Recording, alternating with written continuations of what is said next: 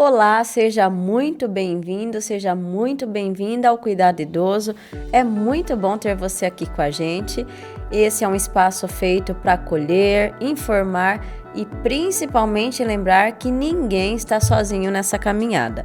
Eu sou Juliana Fernandes e hoje a nossa conversa é daquelas que tocam o coração, porque a gente vai falar sobre um sentimento que muita gente vive, mas nem sempre consegue colocar em palavras.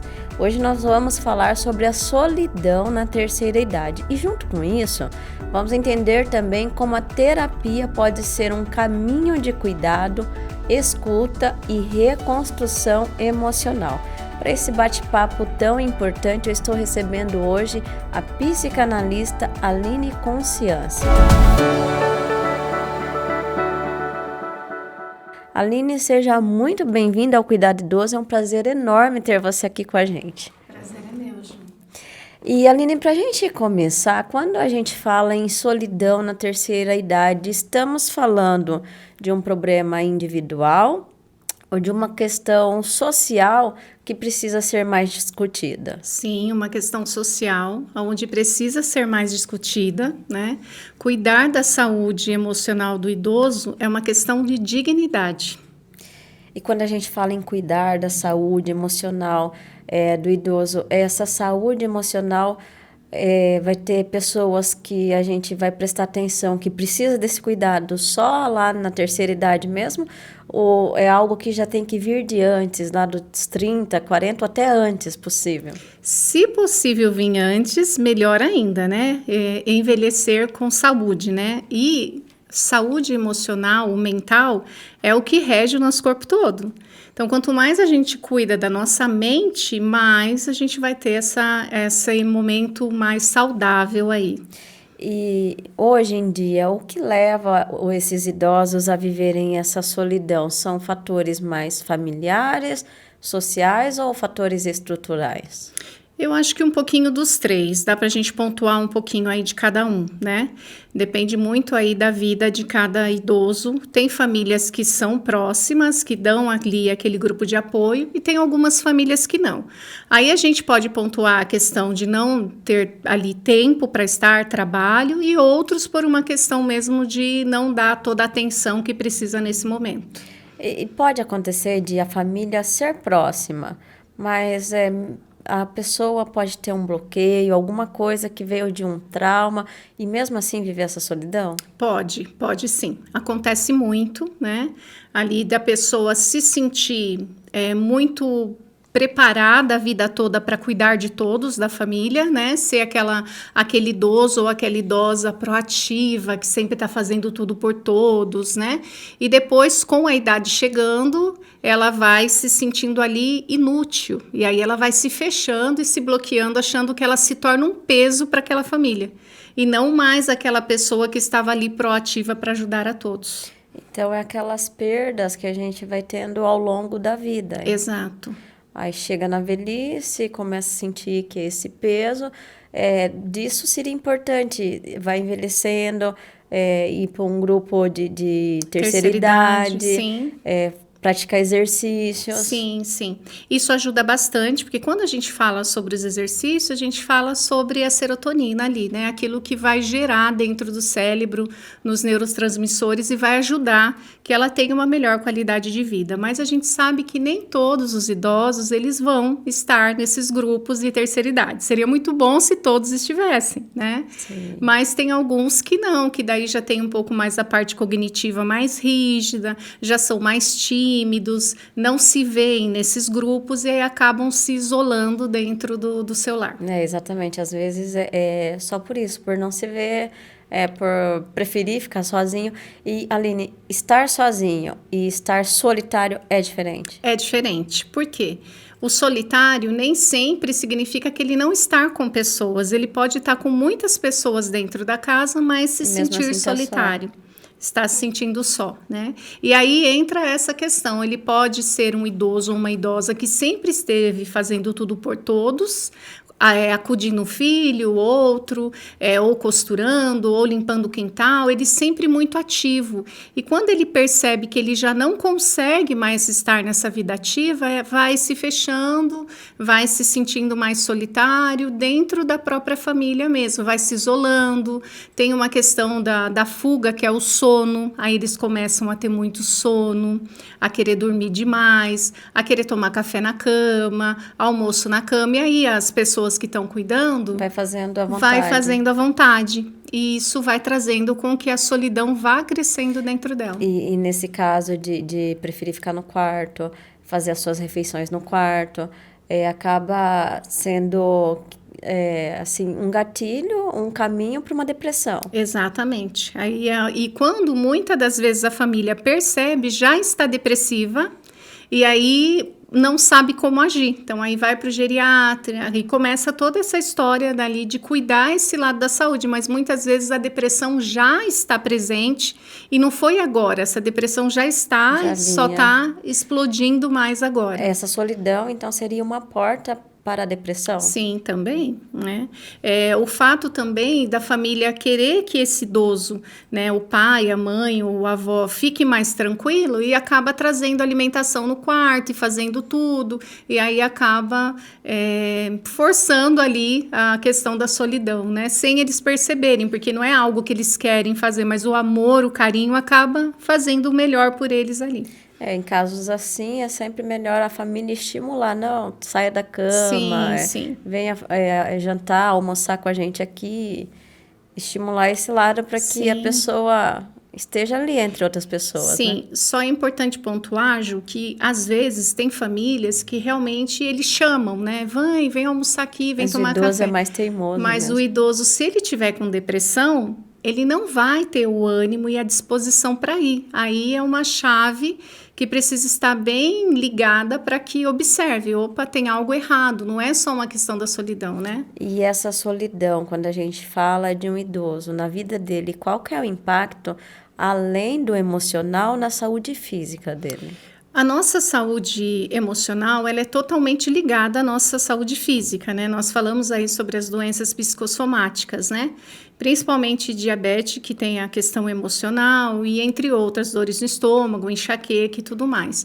Então, pode aumentar a questão dele ter mais questão patológica aí do que o normal seria. Então, por isso que é importante olhar um todo aí nessa questão e sem contar também que quanto menos ele se move, menos ele vai ter habilidade aí, equilíbrio e toda essa questão também, a parte da musculatura também, né? Então, essa solidão, ela é tão prejudicial como as doenças crônicas, por exemplo? Sim. Teve um grupo, Ju, que teve de estudo, que a gente trouxe para estudo de caso na faculdade, em que a gente estudou dois grupos, né, que estavam na fase terminal do câncer. E um grupo, os dois estavam em paliativos, né? E um grupo trabalhou com terapia, com a parte emocional, e o outro grupo não. Esse grupo que trabalhou a terapia, a parte emocional, ele teve uma melhora de 80%, enquanto o outro grupo teve pessoas que foi a óbito. Então, a diferença aqui da questão de cuidar da sua saúde emocional, da mente, ela é muito ligada de como o corpo corresponde a isso. Então, o idoso, quanto mais ele ficar na solidão, quanto mais ele se isolar, mais ele vai ter uma tendência aí à questão patológica, né?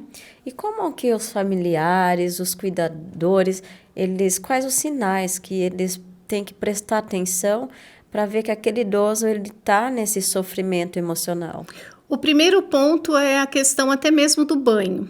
Às vezes eles querem deixar de tomar banho, né? Não é aquela frequência do banho, ou já não come tanto como era a alimentação, depois já se isola um pouquinho mais, se tem algum lugar já não quer estar indo muito, então começa a perceber esses pontos ali, um sono, é normal o idoso tirar o soninho após o almoço, mas quando é um sono que você percebe que já está sendo demais, muito toda hora está dormindo, é uma fuga, né? Então, se atentar a esses pontos aí é a primeira questão. Eles vão buscando escapes. Escape, fuga, né, na verdade. Sim. E, Aline, muitas vezes esse sofrimento ele não é verbalizado. O idoso tem mesmo essa dificuldade em falar? Tem. Principalmente quando ele sente que ele está sendo um peso, né? Às vezes ele fala, estou sendo um estorvo, um peso para minha família, não quero dar trabalho. Então, às vezes, eles se fecham ali para que eles não deem trabalho, principalmente se eles foram muito ativos. Então, eles vão se fechar no mundinho deles. Não, para mim tá tudo bem, tá ótimo assim, não precisa se preocupar, para mim de qualquer jeito tá bom, né? São as falas deles, né? Mas aí já é um sinal, não tá tudo bem para você, vem cá, tem que fazer assim, né? Aí geralmente tem idosos que tá com o familiar, não, para mim tá tudo bem, é desse jeito mesmo. Daí chega um outro filho, uma nora que seja, fala, você não acredita o que ele fez? Eu falei para ele que não era assim, mas ele fez tudo do jeito dele. Sim, sim. Aí já é a rigidez cognitiva que a gente fala, né? E tem alguns idosos que são assim, já não querem tomar remédio, né? Aí já vai aí para uma outra questão. Quando a gente fala em saúde emocional, você acha que existe uma barreira cultural nessa geração? Eu acredito que sim, porque é difícil você ver idosos hoje na terapia. Tem alguns que estão no processo terapêutico comigo, e quando eles chegam ou elas chegam, é tão lindo de ver, porque elas sentam na poltrona e fecham a porta. E como fala, como põe para fora, né? Eu vou fazendo as abordagens ali diante da idade, né? Para idoso, e o quanto o rostinho vai mudando, Ju. Eles vão se sentindo tão importante, né? Às vezes eu uso algumas ferramentas terapêuticas com o espelho, peço para o idoso olhar no espelho, repetir palavras de autoafirmação, e eles vão saindo até com o corpo mais esticado, assim. É outro idoso que sai, outra idosa que sai. Só que eu vejo que não tem muito isso, né? Então, era muito importante se a família ou até mesmo o idoso entendesse a importância da terapia, o quanto iria ajudar nessa fase, a fase que ele já vem como final de vida. Alguns chegam e falam, daqui um tempo eu não sei nem se eu tô mais aqui. E na verdade não é, né? Não, de forma alguma. Tudo mudou muito. Né? Exato. Quando a gente fala, Aline, desse sofrimento emocional, esse quadro não identificado e tratado logo, quais podem ser as consequências a médio e a longo prazo? Olha, quando é uma questão emocional, Ju, ali que a gente vê, primeiro a depressão, que foi o que a gente falou, né? Aí gera, no caso, ansiedade, depende do idoso até uma síndrome do pânico, porque aí sente aquela sensação, o medo de morrer, né? E a insegurança, o medo. Eu me lembro um idoso que eu atendi, e ele o tempo todo, a família era muito presente com ele, cuidava muito, mas o tempo todo a preocupação dele era que a família colocasse ele numa casa de repouso. E não era algo que não ia acontecer. Ele já sofria só de pensar nisso. Ele sofria antecipadamente, ele tinha suor, ele tinha ansiedade, né? Então, a cabecinha deles vão trabalhando de uma forma que daqui a um tempo ninguém vai me querer. Então, quanto mais tratar a parte emocional, mais entender que dentro daquele idoso existe o mesmo que era proativo ou proativa. Não mudou. É a debilidade da vida que vem trazendo ali em algumas coisas que tem a dificuldade, né? Mas não que ele deixou de ser aquela pessoa ou aquela mulher. Então, isso vai trabalhando a autoconfiança dentro do idoso e ele vai tendo uma resposta positiva aí no seu corpo e na sua saúde emocional. Aline, o nosso sistema familiar está preparado para lidar com esse sofrimento, com essa solidão dos idosos hoje em dia? Vamos dizer que 40% sim e 60% não.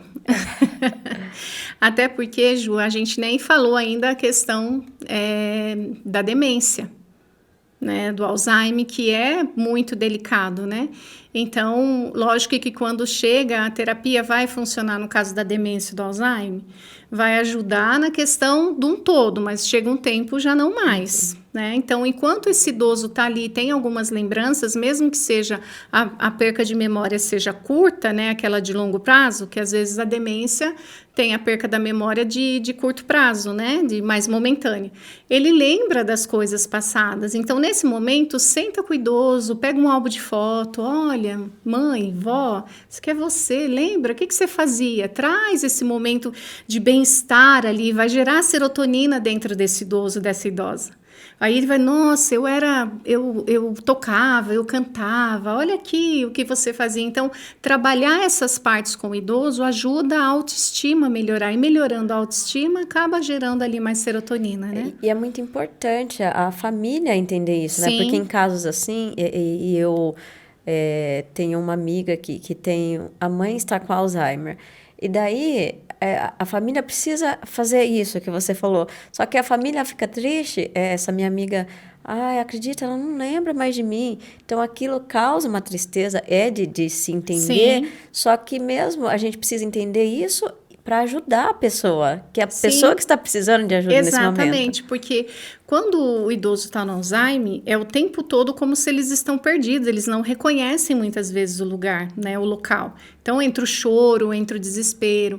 Então, quando você tem esses momentos de sentar, é o caso da sua amiga, que ela não reconhece. Então, senta com ela e fala assim, você conhece? É sua filha. E ela vai falar da filha. E isso não vai nutrir só a idosa, vai nutrir ela também. A filha também vai ser nutrida nesse momento.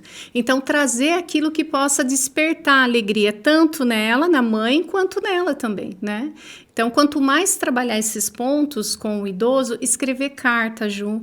Eu também lembro de um caso que veio e a idosa tinha o Alzheimer e ela até começou a me chamar no momento de outro nome e eu deixei ela me chamar ali como ela estava. E aí eu falei, vamos escrever uma carta? Para quem que você quer escrever uma carta? E aí ela me contou uma carta, uma história de uma amiga que ela tinha, falou o nome e eu fui escrevendo essa carta para amiga. E para ela o sorriso foi imenso ali. E depois eu li a carta junto com ela, ela me abraçou, me abraçou. Então dentro dela deu um despertar, uma alegria, uma força para viver. Então, são pequenas coisas terapêuticas, né, ferramentas terapêuticas, mas que vão aliviando tanto para o idoso e também para a família, né? É igual nesse caso que você citou, que ela está falando com você, aí trocou o nome. Se é o familiar, troca o nome e fala, não, mãe, não é essa pessoa, é tal pessoa. Isso acaba sendo pior para o idoso, né? Sim, quando é a questão do Alzheimer, sim. Agora, quando é questão, às vezes, de um AVC, em que a pessoa tem um AVC, o idoso tem um AVC e ele vai voltar, aí você tem que estar corrigindo. Mas quando é um Alzheimer, ali naquele momento, deixa que ela vá falando daquela forma, principalmente se ela já está nesse grau mesmo de não lembrar os nomes, né? Mas traz ali, ó, essa daqui é essa pessoa, essa aqui é outra pessoa. Aí você está lembrada de mim? Olha a foto, olha eu. Vai trabalhando com ela ali. Isso entra na escuta ativa? Entra, sim, muito, muito. A escuta ativa é o momento onde eles vão falar, né? A permitir que saia tudo que está ali dentro. Porque, na verdade, eles só querem ser ouvidos. Só ouvidos, exatamente. Quando o idoso chega para terapia, a primeira sessão que eu faço é só para ouvir. E aí eu faço algumas abordagens, né? Algumas perguntas diretas da abordagem. E aí eu deixo mais que o idoso fale mesmo. E aí no final eu só entro ali com o que precisa, com a consideração final. E em que momento que essa solidão, esse isolamento, ele deixa de ser um sentimento pontual e passa a ser um problema de saúde? Quando você percebe que, principalmente, faz os exames vai dar tudo ok, mas ainda permanece com dores, ainda permanece tendo insônia, ainda permanece reclamando, né? Às vezes o idoso fala muito, reclama muito, que come, não faz digestão, então é importante, ou então uma questão de diarreia, várias questões aí que você percebe que se você fez os exames, levou no médico, no geriatra, fez todos os exames, está acompanhando e ainda continua, então vamos olhar o lado emocional aí dessa questão. E diante desse cenário, a terapia ela aparece como uma ferramenta importante. Mas, Aline, por que ainda existe tanta resistência? Nós falamos por parte do idoso pelo preconceito, por não ouvir falar muito, Sim. por vir de uma outra época, uma outra cultura, né? O que a gente ouve os idosos falar muito é, no meu tempo não tinha isso. Eu não preciso de terapia. Isso aí é para hoje, para o novo. Principalmente aqueles idosos que já teve uma educação mais do sítio, né, do interior, aquela coisa mais ali fechada, né? Então, eles sentem essa dificuldade de se abrir. É como se eles não pudessem descansar. A questão talvez seja essa. Então, o mecanismo de defesa dos idosos é mais nessa parte, né? E entender que a terapia é para todos, Ju. Quanto mais você faz terapia, mais você compreende a vida diferente, você entende as pessoas ao seu redor. Esses momentos mais de estar isolado, na solidão, compreender tudo isso. Se houve luto, principalmente. Acontece muito de o casal ficar sozinho, os idosos ficarem sozinhos, os filhos casarem, e aí ou o marido e a mulher, ou a mulher falece. Aí não quer ir morar com os filhos, ela quer permanecer na casa. Sim. E ela quer ficar sozinha. Por quê? Porque a casa traz a lembrança do marido, dos filhos. E aí o que ela sente mais uma vez? Você é um peso para os meus filhos, então eu tenho que ficar na minha casa sozinha. Assim, o luto é difícil para todo mundo e qualquer tipo de luto. Sim. Mas é um idoso, o luto pelo filho, Sim. dá para considerar que é pior? O luto pelo filho dá para considerar, lógico que é uma dor que não tem como a gente imaginar, né? Perder um filho, mas na natureza, como os idosos veem, é que os filhos têm que enterrar os pais, né? E quando eles se veem nesse papel, quando inverte esse papel, é como se eles estivessem ali culpados por aquilo, porque eu poderia ter ido e meu filho ficar. Então, assim, o luto, ele tem várias fases do luto, né? Vários estágios do luto. Mas quando acontece esse ponto, é algo que a gente precisa trabalhar muito ali nessa questão para que eles possam ter uma qualidade de vida melhor. Então, o que eu gosto de pontuar com o idoso? Como foi ser mãe do João? Como foi ser pai do João? E aí eu vou trazendo os momentos alegres e felizes que eles tiveram, e ali vai ajudando a tirar aquele peso, e aí nessa escutativa eles vão falando, eles vão deixando fluir ali, vai deixando mais leve. Porque ao longo da vida, o luto do marido, de uma esposa, mais o luto pelos filhos, por exemplo. A hora que esse idoso chega lá após 60, 65, dá para falar que tem um peso maior? Sim, sim. Talvez, eu acho que até os 65 nem tanto. Pode começar aí nos 65. Mas ali, dos 70, eles vão sentindo um pouco mais. É como se eles vão percebendo que realmente eu não tenho mais utilidade aqui. Lógico que a gente vai encontrar idosos que são ativos, né? Então, por isso que eu até falei que não dá para pontuar todo o idoso no geral. Tem idosos que são ativos, que estão aí 70, 75, 80 agora cada vez mais. Né? Treinando na musculação. Mas a gente tem uma boa parte de outros idosos que acabam ali se entregando cada vez mais. E como que a gente consegue explicar para esse público idoso o papel da terapia quando a gente fala para alguém assim que quase nunca teve contato com isso? Sim. O primeiro ponto é quando falar da terapia, né? Explicar que a terapia é um momento onde ele vai poder falar, colocar... Eu uso um termo bem legal. Eu falo, olha, imagina um lote sujo. Você compraria esse lote sujo? Aí a pessoa fala, não, então, o lote sujo muitas das vezes é as nossas emoções, a gente tem que ir limpando ele para ficar tudo bem, né? Então, explicar para o idoso a importância da saúde mental, emocional, tudo ali, e depois explicar com calma como funciona. Então, geralmente, quando o idoso vem, às vezes os filhos mandam mensagem antes, né, e fala para mim, como que eu vou falar para ir?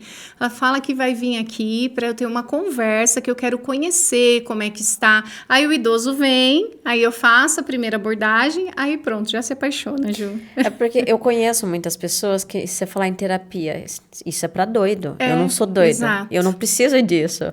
É geralmente assim que eles fazem. Eles não têm... Eu tinha uma paciente que ela falava assim pra mim, quando ela ia embora. Quando que eu vou ter aula de novo? Eu achava muito bonitinha ela falar, e a filha levava ela, mãe, você vai para terapia, e ela bonitinha entrava, e no final ela me abraçava e falando, quando vai ser nossa aula de novo? Mas ela super desfrutava da terapia, ela teve uma melhora muito significativa. Então, tudo vai da forma como você consegue falar para esse idoso. Agora, se você chegar muito no supetão, você vai fazer terapia. Até a gente, Ju, quando vem essa questão de você precisa de terapia, dá um choque. Sim. Nossa, como assim terapia? Né? Dá um choque de realidade. Depois que você descobre o que é a terapia, o que ela faz no nosso dia a dia, na nossa vida, tudo muda. Na prática, Aline, como que a terapia ela atua nesse enfrentamento da solidão com os idosos? Olha, na prática, você diz na abordagem, Sim. no consultório, no espaço, é a escutativa, o primeiro ponto, trabalhar a escutativa. Depois eu vou entrar com a questão de ferramentas terapêuticas. E aí pode ser a carta, pode ser a questão do espelho mesmo da autoafirmação, pode ser pintura. Às vezes eu vou ter momentos em que eu vou colocar a pintura, né, que a gente fala arte-terapia, aí ela vai pintar um quadro, um desenho, e esse momento é o momento onde eu consigo acessar ali o idoso. Eu queria te perguntar, através ela pintando lá Sim. na arte-terapia, ela vai conseguindo te dar informações sobre ela. Isso, e conforme ela vai executando, aí eu vou acessando, eu vou fazendo algumas perguntas e vou abordando ela, falando. Aí se ela fala que ela tem uma dor, vamos dizer aqui, eu me sinto muito triste quando acontece um fato assim. Aí eu já vou ali investigar. Por quê? Quando que a senhora se sentiu assim? Como que é quando alguém fala com você assim? Então eu vou indo e vou puxando, né? Eu vou tirando os entulhinhos ali de dentro e a gente vai trabalhando onde está mais doendo ali para aquele idoso nesse momento. E esse trabalho é feito através da conversa, sempre. Isso, sempre da conversa. A primeira sessão é escutativa, que eu vou escutar, vou observar. Depende da idade do idoso, eu vou chamar os filhos para conversar primeiro, para entender, e aí depois vem com o idoso, escutativo, e aí eu vou trabalhando com as ferramentas ali, com o idoso em cada sessão. Na terapia entra a medicação também? Não, ou não, né? não. A minha parte é só a questão da parte terapêutica mesmo, da escutativa, né? A parte da medicação aí já é com o psiquiatra ou com o geriatra. E quando a gente fala da terapia para o idoso, a gente não consegue fixar, vamos fazer 5 sessões ou 10 sessões. Cada caso é sempre um caso. Isso, cada caso é sempre um caso. Eu tive uma paciente recentemente que ela já está medicada, ela já toma antidepressivo e ela volta no geriatra e pede para subir a dosagem. Aí essa vez o geriatra já falou, olha, procure uma terapeuta. Entende por quê? Porque já não é algo só ali patológico, a gente já precisa trabalhar essa outra questão dela. A questão das sessões, Ju, é muito individual de cada idoso. Geralmente eu recomendo 4 sessões, porque a primeira eu vou ouvir, né, a escutativa, e 3 eu vou trabalhar com a ferramenta. Finalizei as 4 sessões, eu vou chamar a família e vou perguntar como é que está, tudo bem? Eu sempre dou uma devolutiva sobre isso. Aí se a família sentiu a diferença, viu que ela está mais feliz ou ele está mais feliz, ok, vocês querem continuar? Aí eu sempre procuro a aprovação da família primeiro. Então eu nunca falo, vai precisar de 10 sessões, 20 sessões, não dá. Aí a gente vai observando e analisando com a família. Então, é sempre muito importante que a família esteja ali junto, presente, ajudando em tudo. Sim, é muito, muito importante. Porém, pode acontecer de vir um idoso aí sem a família, né? Em casos assim, o que precisa fazer? Aí a gente vai sempre procurar se tem alguém que é responsável ali, que de repente leva para o médico. Às vezes é um vizinho, às vezes é uma comadre, às vezes é uma irmã. Então, sempre tem alguém que vai estar junto com ela de grupo de apoio. Aí a gente chama essa pessoa. E através da terapia, então, o idoso ele consegue desenvolver novas formas para lidar com perdas, mudanças? Sim, consegue sim. A qualidade de vida melhora muito, Ju, porque a forma como eles vão olhar para a vida é diferente, né? A solidão já não vai fazer tanta parte, desde que não seja patológico. Se for patológico, aí tem que entrar a questão medicamentosa, aí já é outras questões. Mas aquilo que for somente a parte emocional tem como ter uma qualidade de vida. Eu ia te perguntar, que você comentou de uma paciente que veio já tomando antidepressivo. Isso. Chegando na terapia, ela já vem com o antidepressivo, tudo, e o geriatra indicou a terapia. Sim. Através da terapia, você consegue fazer e trabalhando para que pare também o remédio? Sim, sim. Na verdade, o remédio, às vezes, ele não vai parar, depende muito daquele tratamento daquela paciente com o médico, né? Mas a terapia vai ajudar ela a ter uma melhor qualidade de vida. A terapia ela ajuda na reconstrução de vínculos, na forma como o idoso ele se relaciona, aí não só com a família, mas com o mundo também? Sim. Eu vou pontuar primeiro com a família, porque se esse idoso, ele teve eu vou dar um exemplo aqui, que esse idoso, ele traz uma história mais disfuncional desde a infância. E aí, com o decorrer da vida, ele acaba se tornando ali mais a rigidez cognitiva mais difícil, porque vai passando, né, o tempo e ele já tem dentro dele uma dificuldade de relacionamento, ele já tem uma rejeição dentro dele, um abandono. Então, quando ele vai chegando a certa idade, todas essas raízes que já tem dele, que são traumas predominantes, vai vir mais à tona. Então, se ele tem uma ferida de rejeição, ele vai se sentir mais rejeitado. Se ele tem uma ferida predominante de abandono, ele vai se sentir mais abandonado, né? Então, aí a tendência é aumentar a forma como ele sente essa intensidade da dor emocional dentro dele. A terapia entra trabalhando desde o início com ele. Então, eu vou trabalhar a infância com ele e vou vindo trazendo a ressignificação até essa idade. Então, ele acaba se tornando mais leve, mais aberto. A gente vai falar um pouquinho sobre desafios com ele. Como foi? Tem idoso que não consegue abraçar o filho. Como foi? Você tentou abraçar seu filho hoje? Como é que foi para o senhor? E isso é uma coisa que a gente desenvolve ao longo da vida. Ao longo da vida. Você falou da rejeição. A rejeição, a gente pode dizer que é algo que nós mesmos alimentamos? Sim, porque é importante a gente pontuar, Ju, que o rejeitado rejeita. Por que o rejeitado rejeita? Porque ele prefere ele rejeitar do que ele ser rejeitado. Então, você acaba levantando um mecanismo de defesa, um muro de defesa, para que ninguém mais te rejeite. Então, é mais fácil eu me afastar de você do que você se afastar de mim. Sim, e quando você falou no abraço ao filho, por exemplo, às vezes não é nem rejeição, mas o pessoal de antigamente não era pais de abraçar, não era aqueles pais carinhosos. E aí eles acabam, é um ciclo, vai fazendo com os filhos. Sim. Há filhos que conseguem mudar isso, ser diferente com os seus filhos também. E há outros que não, e segue aquele padrão. Exato, o ciclo continua, né? E aí é importante porque às vezes o idoso, ele tem a oportunidade de mesmo idoso quebrar esse ciclo e abraçar o filho. E o lindo disso, Ju, é que às vezes quebra de uma forma tão maravilhosa que o filho sempre esperou um abraço do pai. Então, mas que pro pai provavelmente é uma coisa muito difícil de fazer, porque foi o que ele aprendeu. Exato. E aí na terapia, a gente trabalhando com o idoso, ele entende a necessidade desse abraço. E quando a gente fala assim, é muito interessante também, porque a gente está falando de idoso. Ele tem essa dificuldade de abraçar o filho. Sim. Mas se é o neto, abraça, coloca no colo. Exato. E aí, o que eu ouço muito é que eles querem fazer pelos netos o que eles não fizeram pelos filhos.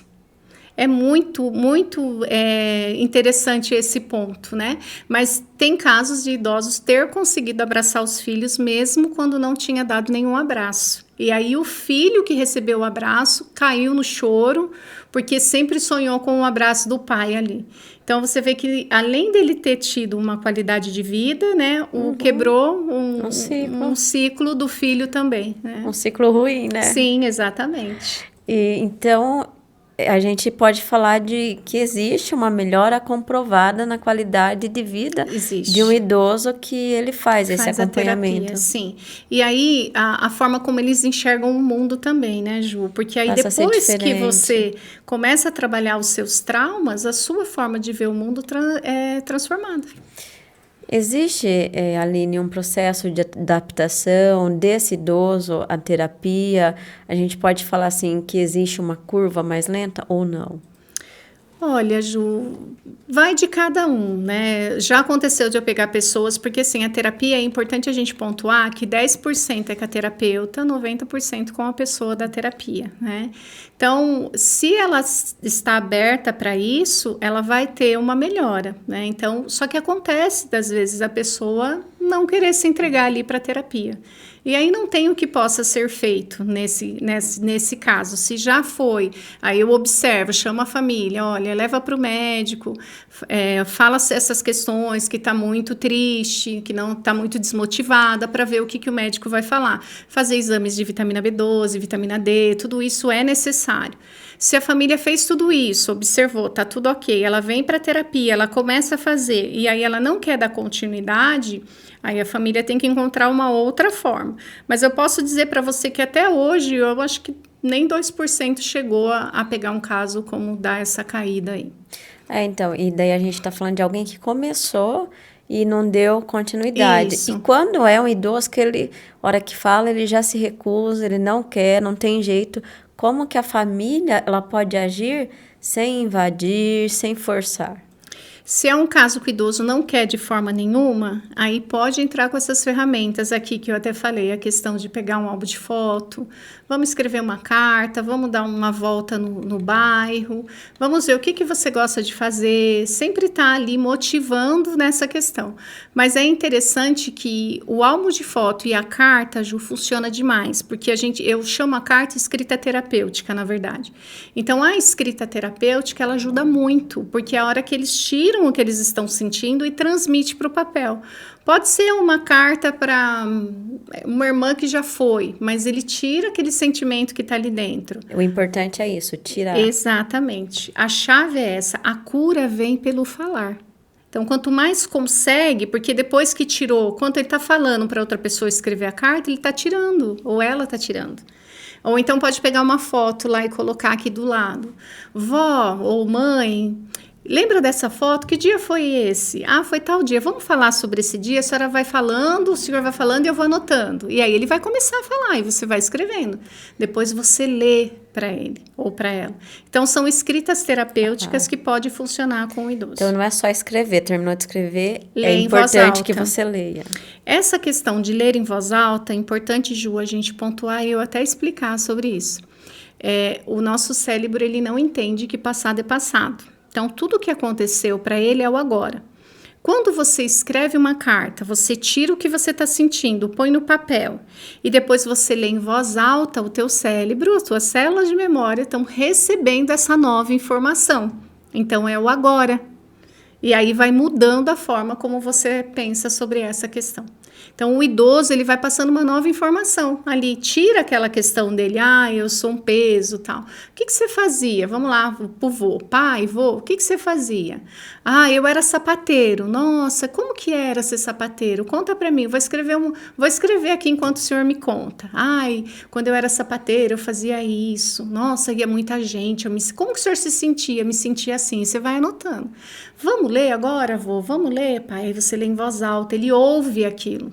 Se ele declarar, se ele conseguir ler, melhor ainda. Mas se ele não consegue ler, você lendo, já está passando essa nova informação para ele. Esse acúmulo de sentimento, então, é sempre algo muito prejudicial para qualquer um de nós. Para qualquer um.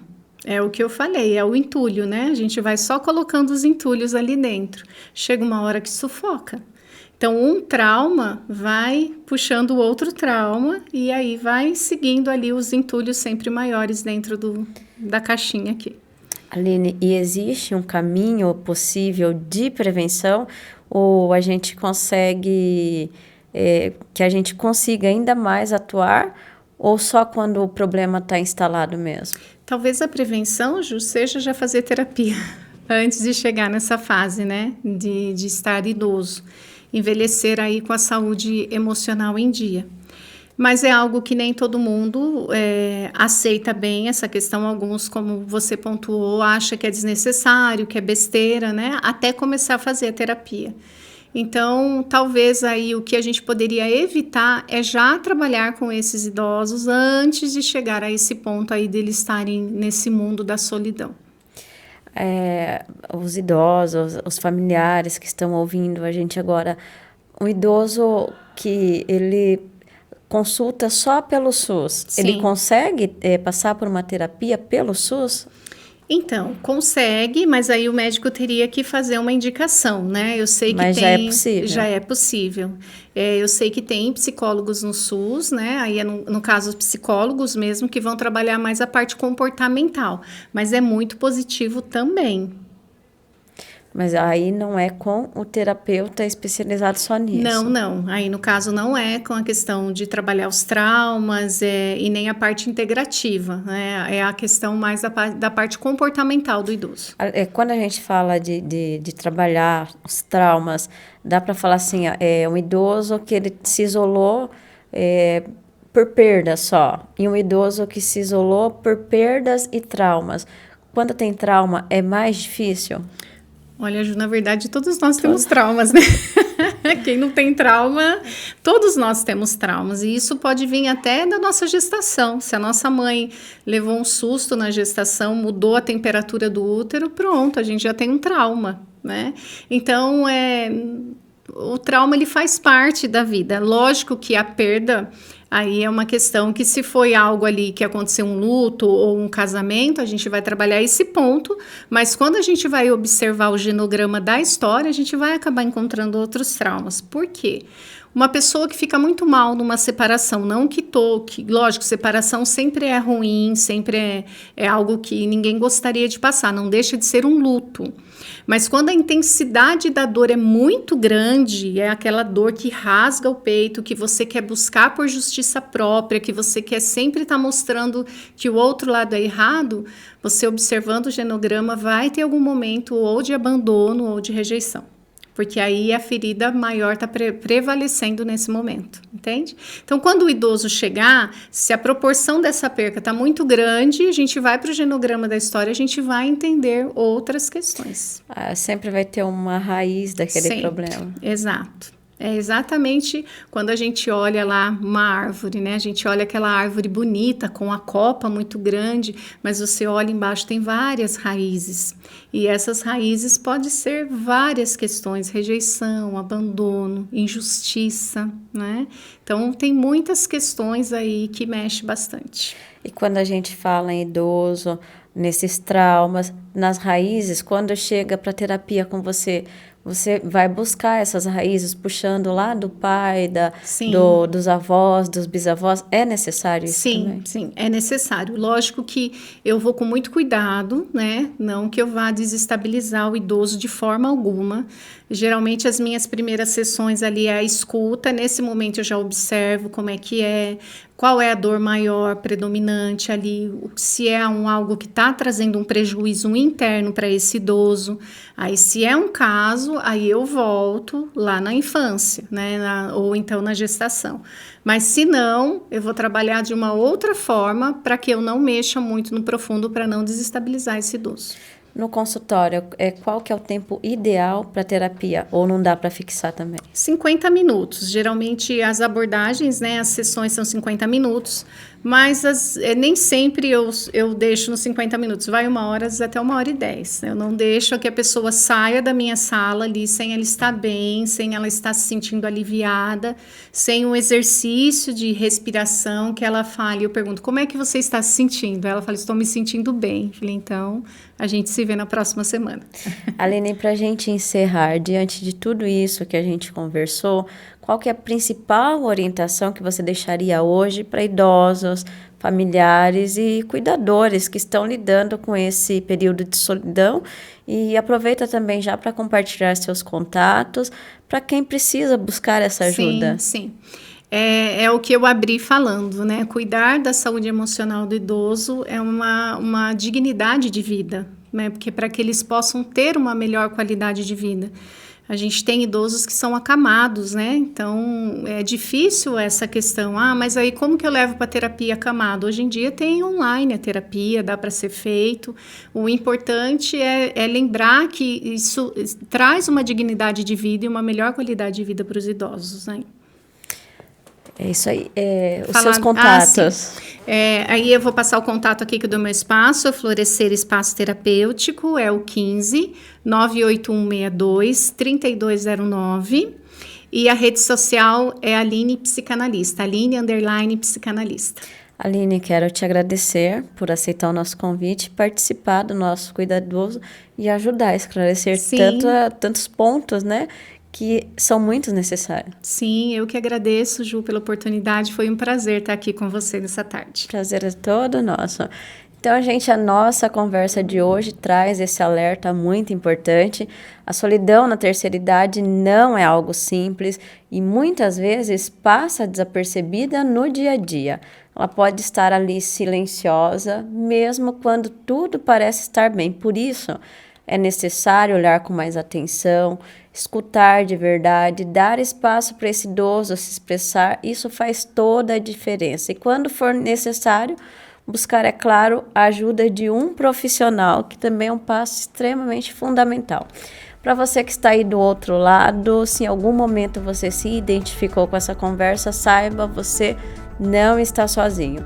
Falar sobre o que a gente sente é um passo muito importante e buscar ajuda é um ato de coragem. Continue com a gente no Cuidado Idoso, aproveite para curtir, se inscrever no nosso canal, ativar o sininho das notificações para receber os próximos conteúdos, comentar e compartilhar esse episódio com quem também precisa ouvir essa mensagem. A gente se encontra no próximo episódio. Até lá e se cuidem. Feita pra